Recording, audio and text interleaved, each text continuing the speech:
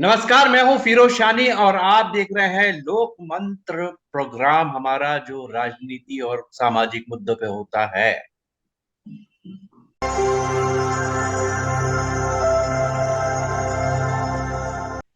आज का हम जो विषय उठा रहे हैं, जिस पर हम चर्चा करने जा रहे हैं, वो ये है कि ऐसे संकेत मिल रहे हैं कि जो बहुजन समाज पार्टी और समाजवादी पार्टी है उनमें कुछ अब जो कटुता है, उनमें जो कड़वाहट थी वो कुछ कम हो गई है। और ये भी ऐसी भी खबरें हैं कि अ, बहुजन समाज पार्टी के इंडिया गठबंधन में जुड़ने पर अखिलेश यादव जो समाजवादी पार्टी के प्रमुख हैं उनको कोई ऐतराज नहीं है। तो ये इस तरह की एक बड़ी खबर है। और अगर हम इंडिया अलायंस की बात करें तो उनके लिए बहुत ही सुखद बात होगी। और इसी पर हम बात करेंगे कि क्या ये इस तरह की जो खबर आ रही है वो कितनी सच है। और अगर ये सच है तो यूपी में या पूरे अगर हम हिंदी बेल्ट में देखें तो उस पर क्या असर होगा। इस पर हमारे साथ चर्चा के लिए जुड़ रहे हैं उत्तर प्रदेश से वरिष्ठ पत्रकार आ, यादव जी, राजेश यादव जी हैं। और दिल्ली से जुड़ रहे हैं आशु सक्सेना। यादव जी, सबसे पहले मैं आप ही के पास आता हूं और आपसे मेरा ये सवाल होगा कि इस खबर में कितनी सच्चाई है। नमस्कार सर। सभी दर्शकों को भी नमस्कार और आशीष सर को भी नमस्कार। लोकसभा चुनाव की चर्चा उत्तर प्रदेश में चल तो रही है, साथ ही राम मंदिर निर्माण की भी चर्चा है और तमाम राजनीतिक दल सीटों के बंटवारे में और कौन कैसे लड़ेगा इस पर चर्चा हो रही है। तो 2 दिन पहले तक तो मामला ऐसा लग रहा था कि कांग्रेस, आरएलडी और सपा साथ जाएंगे और बसपा का गठबंधन में आना थोड़ा मुश्किल लग रहा था। लेकिन अखिलेश की अपने जिलाध्यक्षों के साथ मीटिंग में जो बातें कही और जो बातें निकल के आ रही हैं कि उन्होंने जो मैसेज दिया अपने पार्टी के लोगों को, जिलाध्यक्षों को, कि मायावती जी बड़ी नेता हैं और उनका सम्मान कीजिए और सभी को उनका सम्मान करना चाहिए। ये एक बयान उन्होंने अपने लोगों से के साथ कहा। ये बयान मीडिया में नहीं कहा है, ये बयान उन्होंने अपने जो पार्टी के लोग हैं उनको बुलाया था। और पार्टी की रणनीति की चर्चा थी उसमें कि कैसे हमें लोकसभा चुनाव लड़ना चाहिए और किस लोकसभा सीट से किसको उम्मीदवार बनाया जाए। इस पे उन्होंने अपने जिलाध्यक्षों से कुछ बंद लिफाफे में नाम भी मांगे थे। उसी दौरान ये बात कही उन्होंने कि मायावती बड़ी नेता हैं और उनको उनका सम्मान हम सबको करना चाहिए। मेरे बयान राजनीतिक बयान होते हैं, तो मेरे बयान मैं क्या दे रहा हूँ वो मुझ पे छोड़ दीजिए, बाकी आप लोग को किसी भी ऐसे बयान से बचना चाहिए। जब ये बयान मीडिया में निकल के आया, जब इस पे चर्चा हो रही है, तो यहाँ से बल मिल रहा है कि अखिलेश नरमी का संकेत दे रहे हैं। एक हफ्ते पहले, मतलब 6 तारीख से जो मायावती और अखिलेश में बयानबाजी स्टार्ट हुई थी, उसको देख के ऐसा लग रहा था कि कोई आसपास की संभावना नहीं है। लेकिन मुझे लगता है कि अंदर खाने बहुत कुछ हो रहा है और लगभग बात तय सी है, क्योंकि कांग्रेस भी चाहती है कि बसपा गठबंधन में आए। और कांग्रेस केवल उत्तर प्रदेश नहीं देख रही है बसपा के साथ, कांग्रेस जो है वो नेशनल लेवल पे बसपा के साथ जा सकती है। तो अभी तो ये संभावनाओं का खेल है और मुझे नहीं लगता कि 14 तारीख से पहले कोई बड़ी चीज निकल के आएगी। लेकिन हाँ, अगले 1 महीने में बड़े डेवलपमेंट होंगे और हो सकता है कि पहली बार सपा, बसपा और राहुल, मतलब कांग्रेस, तीनों एक साथ आए। अभी तक गठबंधन जो होते रहे वो या तो सपा बसपा के बीच होते रहे हैं या सपा और कांग्रेस के बीच होते रहे। लेकिन अगर मायावती, अखिलेश, राहुल गांधी और आरएलडी आरएलडी के जयंत, अगर ये चारों लोग साथ आ जाते हैं तो उत्तर प्रदेश में एक बड़ा गठबंधन सामने आ सकता है और इसकी संभावना लगभग प्रबल है। आशु जी, मैं आपसे पूछना चाहूंगा कि आपको बता दें कि आशु जी समाजवादी पार्टी में और में अच्छा खासा दखल रखते हैं। और उसकी काफी उनके पास जानकारी भी होती है।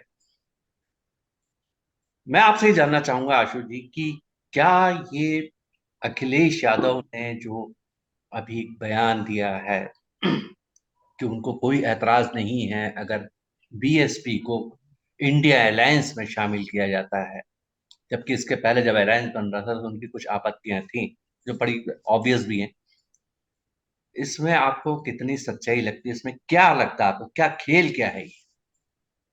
फिरोज जी, मुझे ये ताज्जुब है कि मीडिया में तो बहुत चल रहा है कि साहब बीएसपी बीएसपी बीएसपी, और कांग्रेस चाह रही है। कांग्रेस में कौन चाह रहा है, किसका बयान है, ये मुझे नहीं मालूम, लेकिन हाँ मीडिया में चल। अब सवाल ये है कि अखिलेश ने ये वाली बात क्यों कही और कब कही। अगर कल के ही घटनाक्रम को आप देखें तो अखिलेश ने कहा था कि जब उनसे पूछा गया था अखिलेश से कि मायावती, तो उन्होंने कहा कि उनकी गारंटी कौन लेगा। उस पर तत्काल मायावती का कमेंट आया कि सापा प्रमुख अपने गिरेबान में झांके।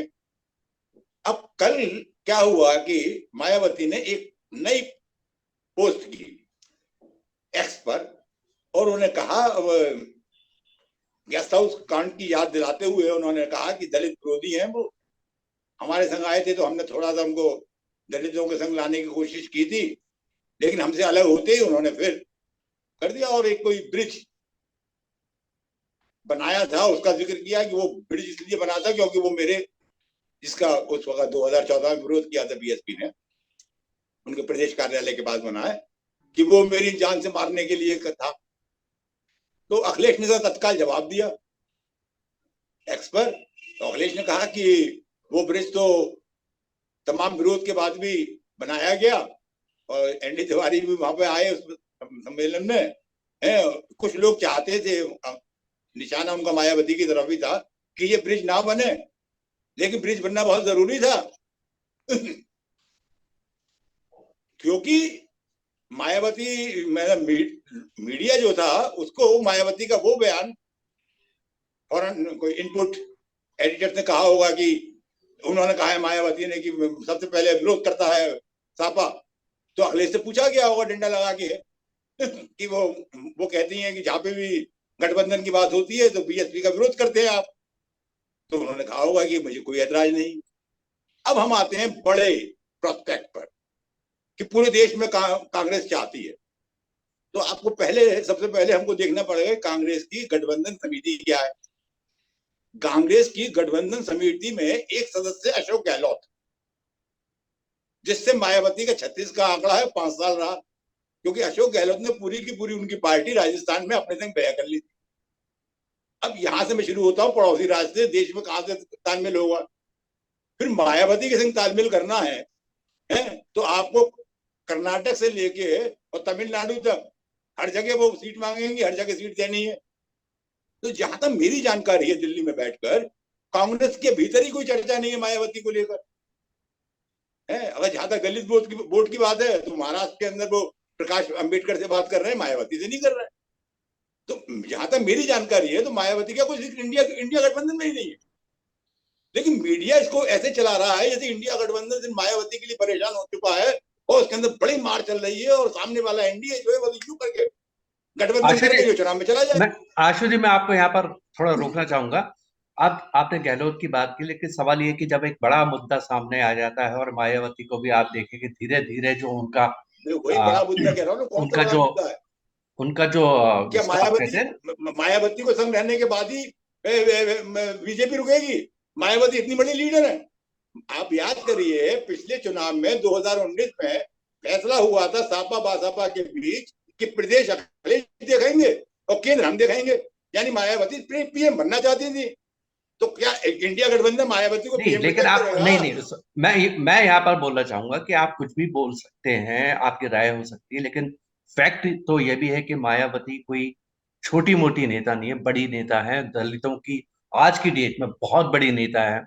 एक दूसरे वहां पर चंद्रशेखर भी उभरे हैं, लेकिन इस वक्त हम देख रहे हैं कि कुछ महीनों से कहीं सीन में नजर नहीं आपकी आ रहे। आपकी तो हो सकता है साहब, मैं आपकी कि कुछ जानकारियां आपकी कुछ ये जो जानकारियां बातें हो रही है, ये जो बातें हो रही हैं कि जो इतिहास में हुआ उसको भुलाए, आप भी अच्छे से जानते हैं, हम सब लोग जर्नलिज्म में रहे, सालों से रहे, कि राजनीति में ना ही कोई परमानेंट दुश्मनी होती है, ना कोई परमानेंट दोस्ती होती है, सर्वाइवल का सवाल होता है। तो क्या ये मायावती के सर्वाइवल का भी सवाल है कि वो थोड़ी नरम पड़ी, और उधर अखिलेश को भी लगता है कि अगर वो मायावती के साथ अगर नहीं चले तो उनकी पूरी की पूरी राजनीति जो है वो उत्तर प्रदेश तक ही सीमित है। तो ये कि ठीक है, अगर उन दोनों के बीच में गठबंधन हो जाता है, और कांग्रेस का जहां तक बात है कि कांग्रेस ही कहेगी कि ठीक है भाई, हम बहुत ज्यादा वहां पर हमारे पास है नहीं कुछ, तो हम भी कुछ कंप्रोमाइज कर लेंगे, 80 सीटें हैं, कुछ सीटें हमें दे दो, बाकी आप लोग लड़ लो। उनका दोनों का मकसद ये होगा कि किसी तरह हम बीजेपी को रोक लें। राजेश जी, आप ये बताइए राजेश जी, कि अगर इन दोनों में जो खबरें आ रही हैं, जो संभावना दिखाई दे रही है, अगर ये हो जाता है तो आपको क्या लगता है कि क्या इससे बीजेपी का जो राम मंदिर की जो लहर चल रही है उस पर कुछ असर पड़ेगा? देखिए, जो सवाल आपने पूछा है कि अगर सपा बसपा गठबंधन हो जाए तो उसका असर क्या हो, इसमें मैं अपनी बात कहने से पहले आपको एक छोटी सी बात अपने मीडिया अनुभव से बताता हूँ। 2018 में डिजिटल एडिटरों की एक मीट थी, जिसमें बीजेपी ने अपने हेडक्वार्टर में तमाम लोगों को बुलाया था। उस वक्त मैं इंडिया टीवी में था और इंडिया टीवी की डिजिटल टीम को लीड कर रहा था। तो हिंदी की टीम की तरफ से मैं भी गया था उसमें। तो बेसिकली उसमें सब बातें जो थी वो कैमरे वाली नहीं थी, सारे लोग बैठे हुए थे, इसमें चर्चा हो रही थी। तो अमित शाह जी से एक पत्रकार ने सवाल पूछा कि जो सपा बसपा का गठबंधन होने जा रहा है 2019 के लोकसभा चुनाव में उत्तर प्रदेश में, उसको आप कैसे देखते हैं? तो अमित शाह जी का बयान था कि इस गठबंधन को हम वास्तव में अपने लिए एक चुनौती मानते हैं, और मैं इस बात को इनकार नहीं करूंगा कि ये हमारे लिए उत्तर प्रदेश में चुनौती रही। तो जिस गठबंधन को भारतीय राजनीति में पिछले 10 साल में चुनाव में बीजेपी को जबरदस्त जीत दिलाने वाले अमित शाह अपने लिए चुनौती मानते हो 2019 में, अगर उसी गठबंधन वो गठबंधन होता है, सपा बसपा साथ आती है और उसमें कांग्रेस भी प्लस होती है, तो वो उत्तर प्रदेश में अच्छा खासा बीजेपी के लिए सरदर्द बन सकता है। राम लहर की जो बात है वो असर तो करेगी, वो उत्तर प्रदेश में भी करेगी, ऑल इंडिया में भी करेगी, लेकिन अभी हम ये नहीं कह सकते कि वो अप्रैल मई तक कितनी रहेगी। जनवरी में तो रहेगी, फरवरी में भी असर रहेगा, लेकिन 2-3 महीने लंबा टाइम होता है। और बीजेपी उस लहर को बनाने के लिए क्या करती है वो देखने वाली बात होगी कि आगे वो बीजेपी उसको कैसे ले जाती है। लेकिन ये एकदम सच बात है कि जब जब सपा बसपा साथ आए हैं तो उसका उत्तर प्रदेश की राजनीति में असर हुआ है। वो टाइम जब 1993 वाला था, जिसमें काशीराम और मुलायम सिंह जी साथ आए थे, और बीजेपी उस टाइम प्रचंड लहर पे थी उस टाइम भी, लेकिन उस टाइम बीजेपी को मुलायम सिंह और काशीराम ने रोक दिया था। आधी आधी सीटों का बंटवारा हो गया था, बाद में कांग्रेस ने बाहर से समर्थन दिया था और मुलायम सिंह की सरकार बनी थी। आप इसको ऐसे समझिए कि एक व्यक्ति जिसने 1992 में पार्टी बनाई और साल भर के अंदर वो उत्तर प्रदेश का मुख्यमंत्री बन गया। ये काम मुलायम सिंह और काशीराम ने किया था, ये कोई छोटी मोटी घटना नहीं थी। हालांकि उस टाइम बसपा ग्राउंड पे बहुत मजबूत थी। आज थोड़ा सा ग्राउंड पे जो बसपा के कार्यकर्ता हैं वो थोड़ा सा इधर उधर भी गए हैं, लेकिन अगर मायावती सक्रिय होती हैं और वो अपनी पार्टी में एक्टिव होती हैं, देखिए जो बयानबाजी हुई है ना, ये हो सकता है कि आपसी सहमति से भी बयानबाजी हुई हो मायावती और अखिलेश के मामले में। उसका रीजन ये है कि जब तक बयानबाजी नहीं होगी और बसपा के कार्यकर्ता को लगेगा कि यार बहन जी को ऐसा ऐसा बोला जा रहा है, तो वो जो अंदर से कनेक्ट होता है ना, वो जागता है। तो जो सोए हुए कार्यकर्ता है ना, वो भी पार्टी के साथ आके खड़े हो जाते हैं, या भटके हुए कार्यकर्ता जो इधर उधर गए हैं वो भी कनेक्ट हो जाते हैं। तो ये गठबंधन असरदार होगा। अब उसमें किंतु परंतु बहुत आएंगे कि कैसे कैंडिडेट का सिलेक्शन होता है, क्या आप जनता को इंडिया गठबंधन बताता है कि हम सत्ता में आएंगे तो हम क्या करेंगे, वो सारे फैक्टर भी काम करेंगे। बट ये मान लीजिए कि अगर ये गठबंधन हो जाता है, चारों दल साथ आते हैं, तो बीजेपी को उत्तर प्रदेश में चुनाव जीतना इतना आसान तो नहीं होगा। बिना गठबंधन के जितना आसान है, बिना गठबंधन के हो सकता है बीजेपी 70, 72, 75 तक चले जाए, लेकिन अगर ये गठबंधन हो जाए तो बीजेपी को कई सीटों का नुकसान हो। कम से कम मुझे लगता है कि जब आप इसको ऐसे देखिए कि पिछले 2019 के लोकसभा चुनाव गठबंधन के लोग बोलते हैं कि बहुत सफल नहीं रहा, मुझे नहीं लगता। देखिए, पुलवामा के बाद में जो चुनाव हुआ था उसमें पूरे देश में बीजेपी की हर लोकसभा सीट पे 1 से 1.5 लाख वोट बढ़े थे, हर पूरे देश में। उसके बावजूद उत्तर प्रदेश में 15 सीट, मतलब 10 बसपा की और 5 सपा की आई थी। यानी बीजेपी अपने पिछले डाटा से उत्तर प्रदेश में कम हुई थी।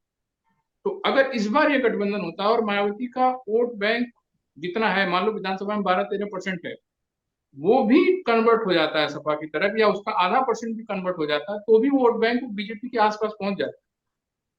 तो गठबंधन कमजोर नहीं है, गठबंधन बहुत बड़ा है। मायावती आज की डेट में भी बहुत बड़ी नेता है उत्तर प्रदेश और देश की, और उनका जो वोटर है उनके साथ कनेक्टेड है।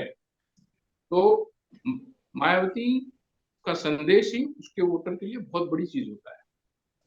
सिन्हा जी के पास आना चाहूंगा और मैं उनसे ये जानना चाहूंगा कि जैसे आपका बिल्कुल मतलब ऐसा मानना है कि इस तरह की कोई दोनों पार्टी के बीच में, चूंकि आप बहुत समाजवादी पार्टी के बहुत करीबी रहे हैं, तमाम नेताओं समाजवादी के नहीं, बहुत मैं करीब रहे बीएसपी हैं, के भी उतने और नजदीक रहा आपका हूँ। ये मानना है कि इस मेरी तरह बीट की रही है कोई बीएसपी। जी मेरी बीएसपी मेरी बीट रही, मैं बीएसपी के भी उतने नजदीक रहा हूँ, काशीराम जी के भी उतने ही नजदीक था जितना मैं हाँ मुलायम हाँ सिंह के हाँ, नजदीक था। मेरा मैं मेरा वही पत्रकार कहना हूँ, है कि पार्टी कार्यकर्ता नहीं हूँ। जो नहीं, मैं ये पार्टी कार्यकर्ता की बात नहीं कर रहा हूँ, एक पकड़ होती है नहीं, कि आप आप बार बार जानते सापा हैं। तो वहां पर जो यूपी के बार बार पॉलिटिक्स है, सापा कह रहे हैं, मैं बताऊँ मैं बीएसपी के भी उतनी नजदीक रहा हूँ। जी, तो मेरा मेरी ये मेरी आपसे ये इंटेंस पूछना है कि क्या अगर ये जो संभावनाएं हमें दिखाई दे रही हैं, जो खबरें आ रही हैं, अगर ये ऐसा हो जाता है फिर वही तो ऐसा ये कैसे हो जाता है जब होना ही नहीं है। बीजेपी के लिए कितनी मुश्किल पैदा कर सकता है? या अगर कोई हमें मुश्किल नहीं है पर्टिकुलर एक बीजेपी के लिए। मैं यूपी की ही बात करूं तो यूपी में इसका क्या असर हो सकता है? जो होना नहीं है मैं उसमें कैसे बता दूंगा, जो होना नहीं है। हाँ, जो हो रहा है उसमें मैं बोल सकता हूँ। जो यूपी में समीकरण बनने जा रहे हैं उसमें मैं कह सकता हूँ कि इस बार भी काशी, मथुरा और अयोध्या वाले प्रदेश में बीजेपी के लिए बहुत बड़ी चुनौती है। और ये गठबंधन बहुत मजबूत गठबंधन है। अगर 2009 की तरह कांग्रेस का वोट, यानी बीजेपी का वो नाराज वोट अपर कास्ट कांग्रेस को शिफ्ट हो गया तो बहुत दिक्कत होगी। पिछली बार सिर्फ जीती हुई में से 10 सीट हारी थी बीजेपी, इस बार हो सकता 30 हार जाए। ये उससे भी ज्यादा मजबूत गठबंधन होने जा रहा है। तो आप पानी बहुत बह चुका है, आप पकड़ नहीं पा रहे हैं शायद। पानी बहुत बह चुका है, आशु जी चीजें बहुत अलग हो चुकी हैं। आशु जी आप मायावती अब वो मायावती नहीं है। आशु जी आप बेसिकली आप बात ये कह रहे हैं कि ये जो समझौता या गठबंधन या जिसको कहें कि एक सहमति है, ये हाइपोथेटिकल है, इसमें कोई दम नहीं है, ऐसा नहीं होगा। जी बिल्कुल हाइपोथेटिकल है। ये सिर्फ चीजों को डाइवर्ट करते रहने के लिए है कि इंडिया गठबंधन में दिक्कत चल रही है। जब इंडिया गठबंधन में बीएसपी की चर्चा ही नहीं है तो आप डंडे से चला रहे हैं कि गठबंधन में दिक्कत चल रही है। अरे कहाँ कहाँ दिक्कत चल रही है? कौन सी मीटिंग के अंदर चर्चा हुई भाई? कल दिल्ली में मीटिंग हुई एसपी की और कांग्रेस की, कोई बीएसपी की चर्चा हुई क्या? तो कल मीटिंग हुई ना किसकी चर्चा दिल्ली हुई में, थी? तो उस मीटिंग में क्या चर्चा हुई? रामगोपाल जी के साथ मीटिंग हुई ना है। कल दिल्ली में भी मीटिंग हुई जैसे हाँ, कि उनसे मीटिंग आज हुई भी है, मेरी लेकिन एक मीटिंग हुई है, लेकिन दूसरी मीटिंग आप 12 तारीख को फिर होने जा रही है। भाई जब एक उस जब मीटिंग के अंदर वो इतना नाम दिए जाने हैं। उस मीटिंग में वो नाम, जानकारी दे रहा हूं मैं आपको, उस मीटिंग में वो नाम दिए जाने हैं कांग्रेस की तरफ से भी और उनकी तरफ से कि कौन सी सीट पे कौन सा प्रत्याशी लड़ेगा। क्योंकि इंडिया के अंदर जो तय हुआ है वो ये तय हुआ है कि किसको कौन सी सीट जाएगी, ये नहीं कौन सी सीट कौन जीत रहा है। और जीत तय होती है प्रत्याशी से। तो दोनों प्रत्याशियों को लेके बैठेंगे। भाई देखिए ना आशु जी, एक बात, एक इतना बड़ा गठबंधन इंडिया अलायंस बना है जिसमें करीब लगभग 20 के आसपास पार्टीज हैं, तो उसमें सीट एडजस्टमेंट को लेके तो कुछ कश्मकश होती ही है, थोड़ा सा इधर कोई उधर को, वो होता है, ये बड़ा स्वाभाविक है। लेकिन कहीं भी अभी तक ऐसा नहीं लगा कि किसी पार्टी ने दरवाजे बंद कर दिए, अब हमें बात नहीं करना। जो कल मीटिंग हुई उन्होंने कहा कि हम 12 तारीख को फिर से मिल रहे हैं। एनीवे खैर, हम अब हम दूसरे मुद्दे पर आते हैं। राजेश जी से मैं बात करना चाहूंगा। राजेश जी, आशु जी ने तो साफ साफ कह दिया है कि ये हाइपोथेटिकल है। इस बात का, इस खबर का, ये बिल्कुल खबर जो है निराधार है, इसका कोई मतलब नहीं है। लगभग उन्होंने कह दिया कि असंभव है, ऐसा नहीं होगा। तो चलिए, अगर हम ये भी मान लें कि चलिए ऐसा नहीं होगा, और अगर होता है तो यूपी और हिंदी बेल्ट में इसका क्या फर्क पड़ेगा, ये आप बताएं हमें। देखिए, मुझे तो मतलब संभावना दिख रही है कि एसपी बीएसपी को कांग्रेस साथ आएंगे। देखिए, ये इस पे आप किसी सपा के बड़े नेता से पूछेंगे, एवं सांसद भी होगा, तो वो जल्दी कुछ बोलेगा नहीं। वो सीधे यही बोल रहे हैं कि साहब हमें कुछ कहने से मना किया गया। एक दो लोगों से मेरी बातचीत हुई थी, उन्होंने साफ कहा कि सारी रणनीतियों पे काम हो रहा है, लेकिन ये जो मुद्दा आप पूछ रहे हैं कि एसपी बीएसपी गठबंधन होगा या नहीं होगा, इस पे हमें कुछ बोलने से मना किया गया है। बड़े से बड़े नेता शायद इस पे मुंह नहीं खोले। इसका मतलब है कि ये टॉप लेवल पे शीर्ष नेतृत्व ही बातचीत कर रहा है और वो ही फैसला लेगा। अगर ये गठबंधन हो जाता है तो इसका इम्पैक्ट हिंदी बेल्ट पे तो पड़ेगा। मैं साउथ की बात नहीं कर रहा हूँ, साउथ कांग्रेस अलग तरीके से लड़ेगी। बहन जी की उपयोगिता कांग्रेस के लिए यूपी और बाकी जगह है। मायावती की भी जरूरत है गठबंधन। 12-13% वोट को वो 30% तक नहीं ले जा सकती लोकसभा में। वो 30% ले भी गई, ले मतलब पहुंच भी गई बीएसपी, तो भी सीट मुश्किल है आना। बीजेपी जिस लहर पे इस टाइम है, या बीजेपी जहां पे दिख रही है, उत्तर प्रदेश में कम से कम तो मजबूत है। मतलब अगर राम मंदिर नहीं भी हो तो भी बीजेपी यहाँ पे मजबूत है। तो बीजेपी को काउंटर करने के लिए आपको साथ आना पड़ेगा, और ये होगा। और ये भारतीय राजनीति में आप देखेंगे आगे चल के, जब आचार संहिता लग जाएगी तो मायावती खुल के सामने आएंगी। उससे पहले हो सकता है कि वो खुल के उस तरह से नहीं आए। उनकी अपनी मजबूरियां हैं, ये सब जानते हैं। तो 15 फरवरी के बाद मायावती और बीएसपी का रंग एकदम बदल चुका होगा। और मायावती हो सकता है कि अगर वो गठबंधन में नहीं भी आती, तो हो सकता है कि वो दूसरे तरीके से इस गठबंधन का हिस्सा हो, जो कि सामने भले नहीं कहा जाए, लेकिन कुछ ऐसा होगा जिसमें वो इस गठबंधन को लाभ पहुंचाएंगे, और कुछ सीटों पे ये गठबंधन उनको लाभ पहुंचाएगा। ये तो पॉसिबल है। दूसरा, मध्य प्रदेश में बीएसपी का वोट बैंक ठीक ठाक रहा है, जो समय के साथ कम होता गया है। इस चुनाव में भी 3% वोट बीएसपी को लगभग मिला है। राजस्थान में भी 2-3% वोट बीएसपी के पास है। छत्तीसगढ़ में 2% वोट है। तो ये जो छोटे छोटे वोट बैंक हैं, ये जब कनेक्ट होगा कांग्रेस से, तो कई सीटों पे अंतर करेगा। देखिए, अगर आप गठबंधन नहीं करते हो तो कुछ स्टेट में हो सकता है कि बीजेपी जो है 50% से ऊपर चली जाए वोट मार्जिन में। और जब बीजेपी 50% से ऊपर जाएगी तो वो स्टेट साफ करेगी सीधे, मतलब सीधे पूरी की पूरी जो सीटें हैं, मान लीजिए किसी स्टेट में 25 या 26 सीटें हैं, किसी में 29 सीटें हैं, तो हो सकता है वो पूरी जीत जाए। लेकिन आप गठबंधन करते हो और बीजेपी को आप नीचे लाते हो, तो हो सकता है कि आप बीजेपी को अच्छा खासा नुकसान पहुंचा सको। राजस्थान का इलेक्शन देखिए आप, बीजेपी और कांग्रेस में बहुत ज्यादा अंतर नहीं है वोट परसेंटेज का। 2 से 3%, 2%, 2.5% का अंतर है। उसमें अगर बीएसपी प्लस होती है, अब देखिए ना, पूरा राम मंदिर बन रहा है, सब कुछ चल रहा है, लेकिन अभी जो विधानसभा चुनाव हुआ, अभी एक सीट पे राजस्थान में वो कांग्रेस ने निकाली ना। मतलब जिस कैंडिडेट को बीजेपी ने मंत्री घोषित कर दिया, 4-4 विभाग दे दिए, तो उसके बावजूद वो व्यक्ति हार गया। तो राजनीति को सिर्फ ऐसे नहीं देखा जा सकता कि नहीं बस यही एक चीज है। मोदी लहर बनती किस किस चीज से? मोदी लहर बेसिकली ब्रांड मोदी प्लस ये जो लाभार्थी योजना है वो, और तीसरा वो जो बीजेपी की वो जो फोर्स है, जो हिंदू मुस्लिम करने की जो ताकत है आईटी सेल की, उससे मोदी अपने आप में अकेले ताकत नहीं है। मोदी के साथ वो जो योजनाएं हैं वो ताकत आ रही। मोदी लहर 2014 की मोदी लहर दूसरी थी, 2019 की मोदी लहर दूसरी थी। 2009 का इलेक्शन मनमोहन सिंह को किसने जिताया? डॉक्टर साहब को जो इलेक्शन जीत हुई थी कांग्रेस की, वो मनरेगा की बहुत बड़ी जीत थी। 26%, 27% वोट केवल बीजेपी को आया था उस टाइम, और कांग्रेस एक अच्छे खासे मार्जिन से और सही गठबंधन से वो चुनाव जीती थी। और भारतीय राजनीति में जब जब बड़े बड़े गठबंधन हुए, चाहे वो 77 के दशक का रहा हो वो, चाहे 89 में राजीव गांधी के खिलाफ गठबंधन रहा हो वो, चाहे संयुक्त मोर्चा का बनना रहा हो, या फिर 2004 में सोनिया गांधी ने जो छोटे छोटे दलों को जोड़ के शाइनिंग इंडिया की लहर के बीच में एक कुनबा तैयार किया था गठबंधन का, वो गठबंधन हमेशा भारतीय राजनीति में बड़े गठबंधन सफल हुए हैं। तो इतना आसान ये चुनाव बीजेपी के लिए नहीं होने जा रहा है। जो अभी दिख रहा है जनवरी में कि बीजेपी के लिए बहुत आसान है, इतना आसान चुनाव नहीं होने जा रहा है। ये चुनाव बीजेपी के लिए कड़ा चुनाव होगा। राम लहर का इम्पैक्ट होगा, मैं मानता हूं उत्तर प्रदेश में कम से कम होगा, हिंदी बेल्ट में होगा, लेकिन अगर सही से गठबंधन हुआ, बिहार बिहार में 50-50, मतलब अगर राम लहर चली भी तो बीजेपी वहां बहुत ज्यादा नहीं गेन करेगी, बंगाल में बहुत ज्यादा गेन नहीं करेगी। उत्तर प्रदेश में गठबंधन हो गया तो 50-50 सीटों पे मामला आएगा, देखिएगा बीजेपी को 50 सीट जीतने में हालत खराब हो जाएगी। लेकिन अगर गठबंधन नहीं हुआ तो यही बीजेपी 75 जीतेगी।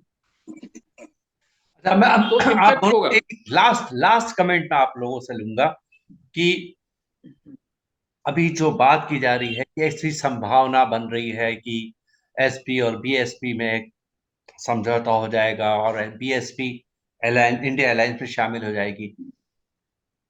एक लाइन में बस मैं कहूंगा कि हालांकि आशु जी ने कहा है कि हाइपोथेटिकल बात है, ऐसी कुछ बात नहीं है, चलिए हम ये मान लेते हैं। एक और हाइपोथेटिकल बात है कि अगर ये अलायंस वाकई हो जाता है, मतलब कि बीएसपी भी इंडिया अलायंस में शामिल हो जाती है, एसपी के साथ उसका एक समझौता हो जाता है, तो इसका लोकसभा चुनाव में और खासकर हिंदी बेल्ट में कितना फर्क पड़ेगा और बीजेपी के लिए ये हिंदी कितना हिंदी बेल्ट खतरनाक। में हिंदी बेल्ट में सामने वालों के पास है क्या? पहले से ही वो जीते हुए हैं। तो मायावती के आने से ही वो हार जाएंगे बस, है, बाकी नहीं हारेंगे वो। हिंदी बेल्ट में कौन सा ऐसा प्रदेश है जहां पे वो मैक्सिमम भी जीते हुए हैं, शिखर पे नहीं खड़े हुए हैं? अब आप देखिए, मध्य प्रदेश में 29 सीटें, 28 उनके पास है, एक और जीत जाएंगे, क्या फर्क पड़ जाएगा? मतलब आप कह रहे छत्तीसगढ़ हैं कि अगर ये में अलायंस अगर छत्तीसगढ़ में ना ये अगर ये 11 सीटें हैं। मतलब आपका कहने का नहीं नहीं, मतलब ये कि मुझे बीएसपी मुझे अगर बताइए ना ना कि भी ऐसा आए, हो गया। बीएसपी अगर ना भी आए तो अलायंस को अगर आती भी है तो अलायंस को इससे कोई फायदा नहीं होगा। अलायंस में चर्चा ही नहीं है। पहले तो मैंने आपको बता दिया, मैं अंदर की बातें बता रहा हूँ, अब आगे बातें नहीं करता हूं। मैं अंदर की बात बता रहा हूँ, जो अंदर बात चल रही है, कोई चर्चा नहीं है, नंबर 1। नंबर 2 कि बीजेपी तो हर जगह शिखर पर खड़ी हुई है। दिल्ली में 8वीं सीट नहीं होगी, आती रहेंगी ना। 22 अगस्त को लिख दिया था अपन ने, यानी कि मैंने, कि आपका और कांग्रेस का तालमेल हो रहा है, और 3 राज्यों में हो रहा है, पंजाब, दिल्ली और गुजरात में। और गुजरात में होते ही मोदी जी गुजरात में अटक जाएंगे। आजकल वाइब्रेंट पर है, वाइब्रेंट गुजरात पर है आजकल। और और अब कल जो खबर आई वो ये आई कि 5 राज्यों में हो रहा है। सब आपका कांग्रेस का तालमेल 5 राज्यों में हो रहा है। उसमें 2 राज्य कौन से जुड़े? एक गोवा जुड़ गया, यहाँ पे सिर्फ 2 सीटें, एक लड़ेंगे शायद, है, और एक हरियाणा जुड़ गया। तो इसका जो इम्पैक्ट पड़ेगा आपके संग, है, वो कहां पड़ेगा? वो अब मुझे कहने की जरूरत नहीं है, जो समझदार है वो समझ रहे होंगे मेरी बात। तो जहां काम चल रहा है उस पर निगाह रखिए। जो जो डंडा पत्रकार जो भटका रहे हैं उन पर ना रहे आप। इसलिए मैं सिर्फ चुपचाप बैठा हुआ 24 घंटे जनादेश पे काम करता रहता हूँ अपने वेबसाइट पर, इधर उधर ज्यादा जाता ही नहीं हूँ, चैनल तो देखता ही नहीं हूँ। तो जहाँ जो काम चल रहा है अंदर उसकी निगाह राजेश जी, रखिए। आपके साथ बिल्कुल तालमेल आशु अगर हो आशु जी का रहा है, बिल्कुल साफ साफ कहना है कि बीएसपी के आने ना आने से कोई फर्क नहीं पड़ने वाला है। आपकी राय, और उसके साथ ही हम इस कार्यक्रम को भी समाप्त करेंगे। आप क्या सोचते बीएसपी आएगी तो अपने 15% वोटों के साथ आएगी, और भारतीय राजनीति में 15% वोटों का बहुत मूल्य है। और मायावती जैसी मास लीडर जिसके अपने जमीन पे कार्यकर्ता हैं, उनके आने से किसी भी गठबंधन को फायदा होगा। जिस तरफ भी जाएंगे उस तरफ भी फायदा होगा। मायावती नहीं भी लड़ेंगे किसी गठबंधन में तो भी कुछ लोगों को फायदा होगा। और मेरे हिसाब से गठबंधन होगा, क्योंकि ये कांग्रेस, सपा और बसपा तीनों की मजबूरी है। और अगर गठबंधन नहीं करेंगे तो बीजेपी बहुत आराम से और अच्छी खासी संख्या उत्तर प्रदेश में जीतेगी। तो ये थी हमारी आज की चर्चा कि अगर Bahujan Samaj party India alliance में आती है, यूपी में समाजवादी पार्टी के साथ उसकी दोस्ती हो जाती है, जो काफी समय सालों से कुट्टी थी उनके, जिसको हम लोग आम भाषा में कहते हैं कि भाई कुट्टी हो गई है हमारी इनसे, अब कुछ बात बन रही है। दो अलग अलग व्यूज हैं वहां पे। आशु जी का कहना है कि हाइपोथेटिकल बात है, ऐसा कुछ नहीं होना, और बीएसपी के आने से इंडिया गठबंधन को कोई फायदा नहीं होगा। लेकिन राजेश जी का कहना है कि इससे गठबंधन को बहुत फायदा होगा। हम अगले एपिसोड में एक दूसरा विषय लेकर आएंगे, हम उस पर फिर से चर्चा करेंगे। हमारे चैनल को आप लाइक कीजिए, सब्सक्राइब कीजिए। फिलहाल के लिए धन्यवाद।